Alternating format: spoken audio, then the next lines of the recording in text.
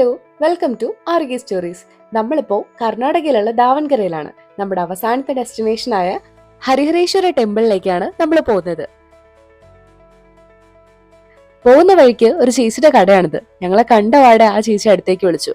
അമ്മായിക്ക് എന്തോ മുൻപേ പരിചയമുണ്ടെന്നാ തോന്നുന്നത്. അങ്ങനെ കുറച്ചു നേരം ആ ചേച്ചിനോട് സംസാരിച്ചു നിന്ന് പോവാൻ നേരത്ത് ആ ചേച്ചി ഞങ്ങൾക്ക് 2 പഴമൊക്കെ തന്നിട്ടാ വിട്ടെ.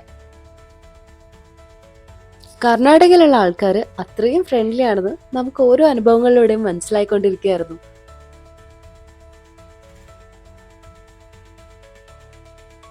അങ്ങനെ ചേച്ചി സ്നേഹസമ്മാനമായിട്ട് തന്ന ആ പഴവും കൈ പിടിച്ചിട്ട് ഞങ്ങൾ മെല്ലെ അമ്പലത്തിലേക്ക് നടന്നു. ഞങ്ങൾ അമ്പലത്തിലേക്കുള്ള കുറച്ച് കൂവളമലയും സാധനങ്ങളൊക്കെയാണ് അവിടുന്ന് വാങ്ങിയത് കേട്ടോ. ഇത് കർണാടകയിലെ ഹരിഹരയിൽ സ്ഥിതി ചെയ്യുന്ന ഹരിഹരേശ്വര ടെമ്പിളാണ്. എൻ്റെ പുറകെ കാണുന്നത് ഇവിടെ ദേവനഗരിയുള്ള ഹരിഹരേശ്വര ടെമ്പിളാണ്. ശിവനും വിഷ്ണുവും നമ്മളെ അർദ്ധനാരീശ്വര സങ്കല്പം പോലെ ശൈവ വൈഷ്ണവ രൂപങ്ങൾ ഒരു ബിംബത്തിന് തന്നെ പാതിയായിട്ടുള്ള പ്രതിഷ്ഠയുള്ള ഒരു അമ്പലമാണത്. പൂർണ്ണമായിട്ടും കല്ല് തീർത്തുള്ളൊരു അമ്പലമാണ്. അതിൻ്റെ വീഡിയോസ് കാണാം. ഹിന്ദു ദൈവങ്ങളായ വിഷ്ണുവിൻ്റെയും ശിവൻ്റെയും ഒരു സംയോജന രൂപമാണ് ഈ ഹരിഹരൻ എന്ന് പറയുന്നത്. അങ്ങനെ ഹരിഹരന് വേണ്ടി സമർപ്പിച്ചിട്ടുള്ള ക്ഷേത്രമാണ് ഹരിഹരേശ്വര ക്ഷേത്രം. പണ്ട് ഹൊയ്സാല സാമ്രാജ്യത്തിലെ രാജാവായ വീരനരസിംഹ രണ്ടാമന്റെ സൈന്യാധിപനും മന്ത്രിയുമായിരുന്ന പോൾ ആൽവ 1223 1224 ഇടയ്ക്കായിട്ടാണ് ഈ ക്ഷേത്രം നിർമ്മിച്ചത്. അതേ രാജവംശത്തിലെ രാജാവായ നരസിംഹ മൂന്നാമന്റെ സേനാധിപനായ സോമനാണ് ഇന്ന് കാണുന്ന രീതിയിൽ ഈ അമ്പലം പുതുക്കി പണിതത്. ഹിന്ദു ഐതിഹ്യം അനുസരിച്ചിട്ട് പണ്ട് ഗുഹൻ അല്ലെങ്കിൽ ഗുഹാസുരൻ എന്ന പേരുള്ള ഒരസുരൻ ഈ പ്രദേശങ്ങളിൽ താമസിച്ചിട്ടുണ്ടായിരുന്നു. വിശാലമായ ഈ പ്രദേശം ഗുഹാസുരൻ്റെ ഭരണാധികാരത്തിലായിരുന്നു ഉണ്ടായിരുന്നത്. അന്ന് ഗുഹാസുരൻ്റെ ശക്തമായ തപസ്സിൽ ബ്രഹ്മാവ് പ്രത്യക്ഷപ്പെട്ടു. ഗുഹാസുരൻ ചോദിച്ച വരം എന്താണെന്ന് വെച്ചാൽ ഹരി എന്ന വിഷ്ണുവും ഹരൻ എന്ന ശിവനും ഒറ്റയ്ക്ക് തന്നെ ഒരു കാലത്തും വധിക്കാൻ പറ്റില്ല എന്നതായിരുന്നു. ബ്രഹ്മാവിൻ്റെ വരം കിട്ടിയതോടെ അജയനായ ഗുഹാസുരൻ അന്ന് ദേവന്മാരെയും അസുരന്മാരെയും ഒക്കെ ശക്തമായി ദ്രോഹിച്ചിരുന്നു. ഈ ഗുഹാസുരൻ്റെ ശല്യം സഹിക്കാതെ വന്നപ്പോൾ ദേവന്മാരും അസുരന്മാരും വിഷ്ണുവിനെയും ശിവനെയും സമീപിക്കുകയുണ്ടായി. അങ്ങനെ വിഷ്ണുവും ശിവനും തങ്ങളുടെ പാതി കൂട്ടിച്ചേർത്തുകൊണ്ട് ഹരിഹരേശ്വരൻ എന്ന പേരിലുള്ള പുതിയൊരു അവതാരം സൃഷ്ടിക്കുകയാണ് ഉണ്ടായത്. ഈ ഹരിഹരേശ്വരനാണ് പിന്നീട് ഗുഹാസുരനെ വധിക്കുന്നത്. ആ ഒരു ഹരിഹരേശ്വരനെ തന്നെയാണ് ഈ അമ്പലത്തിലും പ്രതിഷ്ഠിച്ചിട്ടുള്ളത്. ഹരിഹരേശ്വരൻ ഗുഹാസുരനെ പാതാളത്തിലേക്ക് ചവിട്ടിത്താഴ്ത്തിയാണ് വധിക്കുന്നത് എന്നാണ് പറയപ്പെടുന്നത്. അതുകൊണ്ട് തന്നെ ഈ അമ്പലത്തിലെ വിഗ്രഹത്തിന്റെ കാൽപാദം മണ്ണിൽ മൂടിയ രീതിയിലാണ് നമുക്ക് കാണാൻ സാധിക്കും. അമ്പലത്തിനകത്ത് നമുക്ക് ഒരുപാട് കല്ലുകൊണ്ടുള്ള തൂണുകൾ കാണാം. അതേപോലെ മണ്ഡപങ്ങളും ഉണ്ടാവും. ഈ മണ്ഡപങ്ങൾ നൃത്ത മണ്ഡപങ്ങൾ എന്നാണ് അറിയപ്പെട്ടിരുന്നത്. പണ്ട് കാലത്ത് രാജകൊട്ടാരത്തിലെ നർത്തകികൾ ഒരുപക്ഷെ നൃത്തം ചെയ്തത് ഇവിടെയായിരിക്കാം. അവിടെ കൂടെ കഴിഞ്ഞിറങ്ങിയപ്പോഴേക്കും നല്ല വിശപ്പായിരുന്നു. അങ്ങനെ ഹരിഹരയിലുള്ള ഒരു ഹോട്ടലിൽ തന്നെ നമ്മൾ ബ്രേക്ക്ഫാസ്റ്റ് കഴിക്കാൻ വേണ്ടി കയറി. അവിടെയുള്ള ഏറ്റവും വെറൈറ്റി ആയിട്ട് തോന്നിയ ഒരു ബോണ്ട സൂപ്പ് നമ്മൾ ഓർഡർ ചെയ്തു.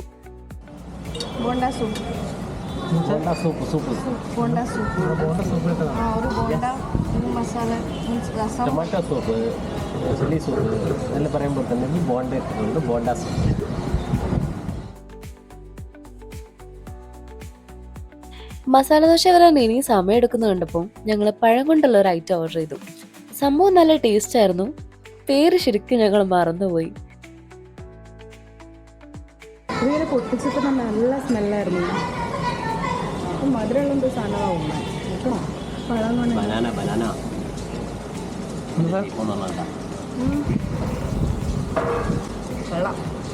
എന്താ ബനാന ബൺ? മംഗ്ലൂർ ബൺ. ഇതിൽ മുക്കാൻ്റെ ടേസ്റ്റ്. കറിയൊന്നും ചേർക്കാണ്ട് ഇതിങ്ങനെ ചുമ്മാ തിന്നാൻ തന്നെ നല്ല ടേസ്റ്റാണ്. അതും കൂടെ കഴിഞ്ഞപ്പോൾ വേറൊന്നും ഓർഡർ ചെയ്യേണ്ടി വന്നില്ല. അപ്പോഴേക്കും മസാല ദോശ വന്നു. മസാല ദോശയുടെ മുകളിലേക്ക് തടവിയപ്പോഴേക്കും നോക്ക് എന്തോരം നെയ്യാലേ.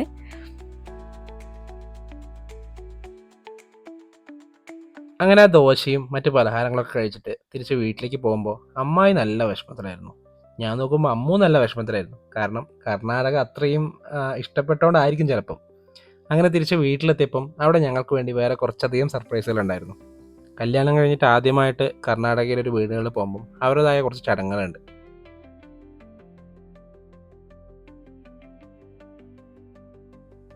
ദീർഘസുമംഗലി ഭവ എന്നുള്ള ആശീർവാദം എല്ലാവരും പറയുന്നത് നമ്മൾ കേട്ടിട്ടുണ്ട്. നമ്മളെ സമ്പ്രദായം അനുസരിച്ച് കുങ്കുമം, പിന്നെ ഹരിശിണ പറഞ്ഞാൽ മഞ്ഞൾ, ഓക്കെ, കുങ്കുമം, ഹരിശിണ, പിന്നെ വള, പൂവ്, ഇങ്ങനത്തെ, പിന്നെ മടിലക്കി, ഇങ്ങനത്തെയാണ് ദീർഘസുമംഗലായി നിൽക്കുമ്പോൾ ഇതെല്ലാം നമുക്ക് കിട്ടുന്നത്.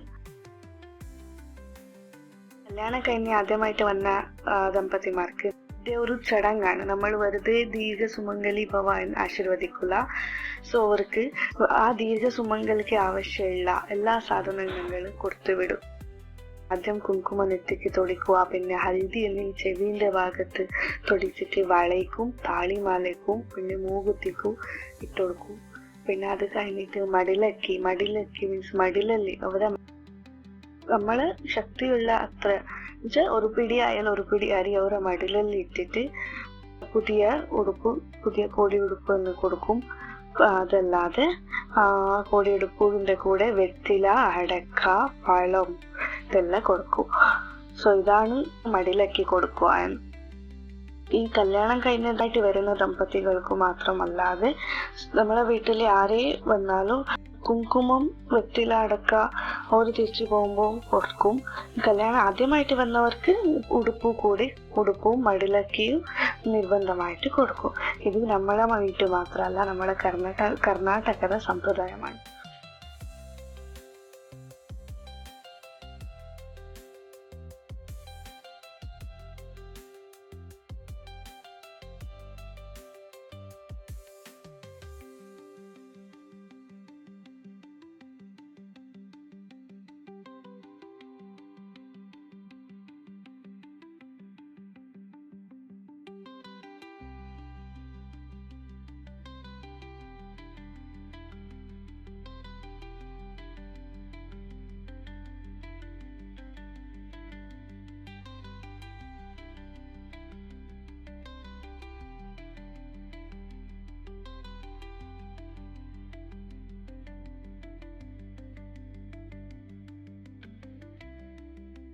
അങ്ങനെ ഞങ്ങൾ അമ്മായിയുടെ നാടിനോടും ദാവനഗരയോടും തൽക്കാലം വിട പറഞ്ഞ് നാട്ടിലേക്ക് പോവാണ്.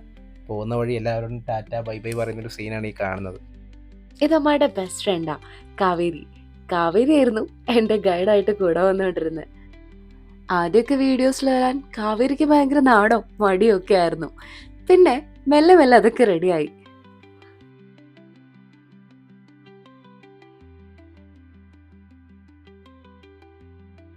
അങ്ങനെ നല്ല ഒരുപാട് ഓർമ്മകളുമായിട്ട് ആ 2 ദിവസത്തെ ദാവനഗര ട്രിപ്പ് അവിടെ അവസാനിക്കുകയാണ്. തിരിച്ച് നാട്ടിലേക്കുള്ള യാത്രയാണ്. ഇനിയും വീഡിയോസ് ബാക്കിയിട്ടുണ്ട്. ചാനൽ ഇതുവരെ സബ്സ്ക്രൈബ് ചെയ്തില്ലെങ്കിൽ സബ്സ്ക്രൈബ് ചെയ്യുക, സൈഡിലെ ബെൽ ബട്ടൺ എനേബിൾ ചെയ്യുക. താങ്ക്